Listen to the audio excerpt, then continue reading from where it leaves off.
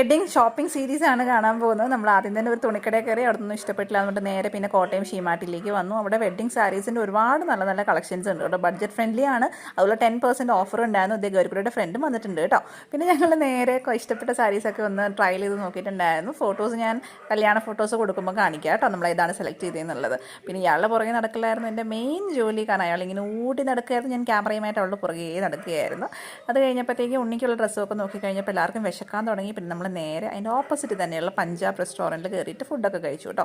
Food കഴിച്ച് വീണ്ടും ഷീമാട്ടിലേക്ക് തന്നെ പോയി കുഞ്ഞിനുള്ള ഡ്രസ്സും അതുപോലെ അമ്മയ്ക്കുള്ള സാരി, എനിക്കുള്ള സാരിയൊക്കെ നോക്കാനുണ്ടായിരുന്നു. കുറച്ച് മോഡലൊക്കെ നോക്കി. അതിനും നമ്മുടെ അമലൂനുള്ള റിസപ്ഷൻ്റെ ഡ്രസ്സും ഒക്കെ എടുത്തിട്ടുണ്ടായിരുന്നു. പിന്നെ അവിടെ നിന്ന് ഞങ്ങൾ അടുത്ത ദിവസം വീണ്ടും ഞാനും ഏട്ടനും കൂടെ ഷീമാട്ടിയിലേക്ക് ഏട്ടനുള്ള ഡ്രസ്സ് നോക്കാൻ പോയതാണ്.